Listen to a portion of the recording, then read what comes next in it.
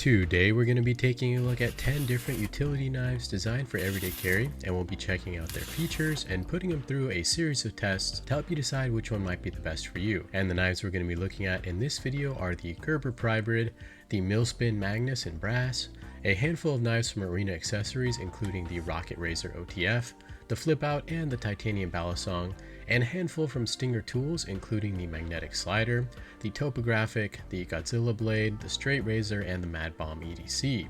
Before we dive in, be sure to smash the like button and subscribe to the channel, and if you want to pick up any of the knives in this video, check out the links down below. And I'm also going to be giving away 3 different knives to 3 different winners, and to enter all you have to do is comment down below and let me know which utility knife from the lineup is your favorite, and I'll be using the comment picker app to draw a winner next Friday, and the full details will be down in the description below. The Gerber Prybrid is one of the most versatile knives here, and it's a hybrid style utility knife with a blade on one end and a pry bar nail puller on the other side. It has G10 scales, and this one is gray, but you can also pick it up in green. And it's also got a bottle opener and a wire stripper and a flathead driver as well. In order to deploy the blade, you have to press down and slide the button forward, and it will lock in place very securely. And while deployed, you do get about half of the blade length as your cutting area. And this one also offers one of the most comfortable and controlled cutting experiences of all the blades here, because the handle is nice and wide, and that texture helps make it easier to grip, and there's some jimping on the spine and lots of room for your thumb to push down and to help give you lots of power and control when you cut. And there's no tool required to change the blades either. This was one of my favorite EDC utility knives of all times, and I had another one of these which I used to carry a lot, but unfortunately I lost it a few months ago, so I had to pick up another one. Overall, I really feel like this is an excellent product, which I was not expecting from Gerber, and I have zero hesitation to recommend the Prybrid to anybody. This is the Milspin Magnus, made in the USA, and this was sent out from Milspin, and the frame is made out of brass, which makes it look really cool, and it also has a nice chunky weightiness to it, and overall the build quality is definitely exceptional. There's not much else going on with the Magnus, but you do get a loop on the end, which you can use to attach it to your keys or to a lanyard. You can deploy the blade by pressing down and sliding forward, and there's 2 different positions you can lock the blade in, and the first one exposes about 1/3 of an inch of the blade, and the next one exposes about 3/4 of an inch. The Magnus is a relatively compact knife overall, but the width really does help to make it much more comfortable to cut. The spine is pretty smooth and could benefit from some jimping, but overall it feels excellent to cut cardboard with compared to other short utility knives that I've tested in the past, and there were no issues completing this task. To retract the blade, you just press down and slide it back into the position with your thumb. Blade changes are going to require a screwdriver, and you will need to use utility blades with a hole in the center, but Milspin does include 5 different blades to get you started. The overall look and feel of this blade is truly special, and it's one of the coolest looking EDC utility knives that I've ever tested, and this is another that I highly recommend if you can get past the inconvenience of the non-standard blades. Next up, we have the Razor OTF, and this one was sent out by Arena Accessories, and this is the first automatic style OTF utility knife I've ever tested. And this is a relatively new design, and it's surprisingly sturdy, and this one is white, but you can also pick it up in black, and it also has a glass breaker and a pocket clip. You can deploy the blade by pressing up with your thumb, and the blade will pop out really quickly, and the deployment mechanism seems pretty reliable, and I haven't had any issues with it. The Razor has an incredibly long cutting edge and feels excellent in the hand, and it's nice and wide, and there's plenty of milling and jimping to help give you an excellent grip, and there's very little wiggle in the blade. The only odd thing that I noticed during cutting was a bit of back and forth play in the locking mechanism, but it is mild overall. You will need a T6 Torx to change the blade, and it does use SK5 blades, and it comes with a pack of 10. I am very pleasantly surprised with every aspect of this knife, and I was a bit skeptical about the build quality and the reliability of this knife based on the pictures alone, but this knife exceeded my expectations and would be a good option for those of you who like the OTF style and want something that'll hold up well to pocket carry. We've got another knife from Arena Accessories, and this one is called the Flipout, which is a titanium frame locking flipper style knife. It reminds me a lot of the Exceed Designs Tyrant Razor, but there are a few differences, and this is another very simple design, and there's a loop on the end for attaching a lanyard and a pocket clip as well. You can deploy the blade with the flipper tab, and it locks securely in place with a frame lock, and it has a ball bearing pivot for fast manual blade deployment action and buttery smooth closing. You do get a very large amount of the blade exposed, so it does have a great cutting area, and the ergonomics are slightly better in my opinion compared to the Tyrant Razor, and the spine is smooth, but it does feel very comfortable to cut with, and the experience is a lot more like a traditional pocket knife compared to the other utility knives. There is a bit more wiggle in the blade than most of the other knives, but it doesn't require a tool to change the blade, and all you have to do is spin this little screw right here with your finger, and it is compatible compatible with standard utility blades as well.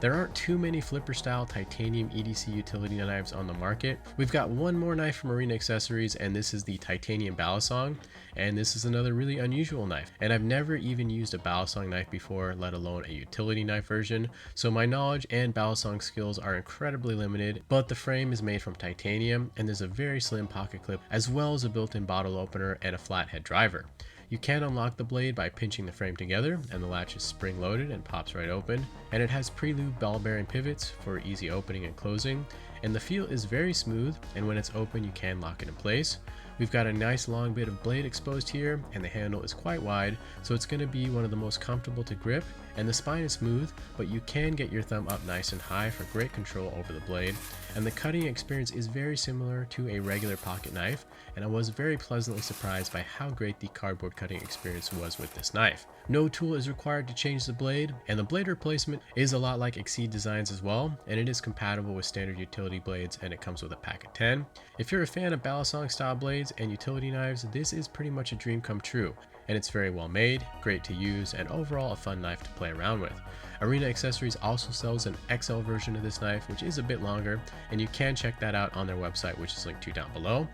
The rest of the knives in the video were sent out by Stinger Tools, and the first one is the magnetic slider, and the body is aluminum alloy, and it does have a glass breaker and a bottle opener on the end. You can deploy the blade by sliding it up with your thumb, and it is held in place in the open position magnetically, and if you keep sliding, the blade actually comes right out, which I'm a bit disappointed by and concerned about the overall safety of this knife as a result, and it was very difficult to cut the cardboard with, and this knife would probably be only acceptable to use for ultralight duty cutting tasks. The blades are standard but do require a small Allen wrench to change, but you do get about half the surface area of the blade to use for cutting, and it does fit my hands relatively well for cutting, which is reassuring, and overall it reminds me a lot of the Milspin Magnus that we looked at earlier. This is the Stinger Topographic, and this knife actually doubles as a cigar cutter, which is pretty convenient if you're a cigar smoker, because this tool serves many different uses, and it's also got a bottle opener and a small glass breaker as well. You can deploy the blade by sliding it open with your index finger, and unfortunately there's no lock on this knife either, which does make me a little hesitant to use it for any kind of strenuous task, and I'm definitely going to skip the tip bashing test with this knife. The ergonomics are a bit strange, and it's weird getting a grip around the cigar cutout, but there is some jimping on the spine, which does provide a little bit of relief. It does run standard utility blades, but will require an Allen wrench to change them. I think this is a decent option if you're into cigars and want a utility knife for light duty package opening, and it does feel surprisingly nice to cut cardboard with, but I wouldn't want to rely on this knife for too much more than that, as the lack of the lock does concern me a little bit. The Stinger Godzilla blade is one of the most unusual looking utility knives that I've ever seen, and this is also a multi-tool with a bottle opener on one end and a glass breaker on the other side. You can deploy the blade by pressing on the thumb stud, and you can lock it in place by rotating this little knob right here. The ergonomics are actually pretty decent when this knife is open, and it does feel pretty sturdy and easy to grip, and there is some jimping on the spine for your thumb, and you get about half of the blade as the cutting edge, which is decent, and overall it feels reasonably comfortable to cut with, and again is much more like a full-size knife, and the pocket clip helps to make the grip better too, so overall the cutting experience was actually one of the best in the lineup. The blade also feels very secure, and it's not moving, and you will need a tool to make blade changes. One downside is that the lock is very weak in the closed position, and it doesn't take much to get the blade open, which is a little bit of a concern from a pocket carry perspective, and overall the Godzilla is a little bit bulky, but it is one of the nicer feeling and more durable of the Stinger knives that I've tested so far. The Stinger Straight Razor is another full-size flipper style EDC utility knife with a vintage design, and it has an aluminum handle with a wood style finish. There's a glass breaker on one end, and you can deploy the blade by pressing down on the flipper tab, and unfortunately it does not lock in place, so there is a bit of back and forth play, which does make me concerned to use it for anything more than package opening. You do get almost the entire blade length to use as the cutting edge, which is pretty good, and overall the cardboard cutting experience was decent, and the blade itself does feel very secure, and like the rest of the Stinger Tools knives, you do need a tool in order to make blade changes, and this is another knife we're going to excuse from the tip bashing test due to personal safety concerns. Finally, we've got the Stinger Mad Bomb EDC, and this is the most pocket friendly of the Stinger Tools utility knives here, and it's got a really interesting bomb shape and a glass breaker and a bottle opener as well. The blade can be deployed by rotating this lock, sliding it forward and then locking it back into place, and it seems sort of secure, but it'll be interesting to see if it can hold up to the tip bashing. The ergonomics are pretty decent here, and even though it's small, I do feel like it can get a decent control over the blade. And the Mad Bomb EDC runs standard blades, and it doesn't require a tool to make blade changes, and all I have to do is unscrew it and then pop in a new blade, which is pretty convenient. The downside that I noticed in my cardboard cutting test is that it doesn't hold up well to any kind of resistance, and cutting anything beyond tape is most likely going to cause the blade to come loose, so already I have a hard time recommending it for anything beyond super simple and easy cutting tasks. Alright, so to put some of these knives to the test, I drove some staples into a piece of wood using a staple hammer, and we're going to see how well each of these knives can perform the task of removing them. The Stinger magnetic slider had a very difficult time with this task, and the blade kept sliding back and forth and popping out of the frame. And there were a few times where it would work okay, but those times were few and far between, and for the most part, this one really did not hold up well to the task. This is the Milspin Magnus, and this one was another one that kind of struggled on this test. First, because there wasn't much blade length to get up under the staple to leverage, and secondly, my hand would keep releasing the blade lock, so while it was able to perform the staple removal a few times, it's really not up to the task. The Gerber Prybrid is one of the best tools in the lineup for this task, and it was one of the best suited for heavy duty jobs of the knives here, and the only issue I had was breaking a blade because I wasn't using a good blade like the DeWalt carbide, but that failure points the finger towards the poor blade quality rather than the poor knife quality. The Stinger straight razor actually did quite well in this test, and it was able to pop out the staples pretty easily, and I could perform this task very confidently and was not worried about the blade closing on my hand at any point during the test. The Razor OTF also did surprisingly well at the staple removal, and it's easy to get a lot of blade up under the staples and good leverage to pop them up, and so far the build quality has impressed. The Stinger Topographic also did pretty well and actually excelled at pulling staples, so overall I was definitely satisfied with this experience. The Stinger Godzilla blade also did quite well for this task too, and it was more comfortable to hold than many of the other knives here, and I wasn't concerned about this one having any issues during this test either. Here's the titanium Balisong, again from Marine Accessories, and this knife performed the task really well, and I'm quite impressed by how much of a workhorse this knife actually is, and it feels really solid, and that huge cutting area makes it great for getting under those staples, and in general this task was pretty easy for this knife. The Stinger Mad Bomb EDC was unable to perform this test due to the locking mechanism failure, and is proving itself time and time again that cutting tape and paper would probably be the only thing that this knife would be useful for, and I really hope Stinger Tools make some effort to make this knife a little more secure in the future. Finally, we have the Flipout from Marine Accessories, and this blade is handling the task really well, and this is another that I really like the performance on so far, so I would definitely recommend this for light duty use. The last test we're going to do is a tip bashing test, and basically I'm going to hold each knife in a hammer fist grip and pound the knife directly on the tip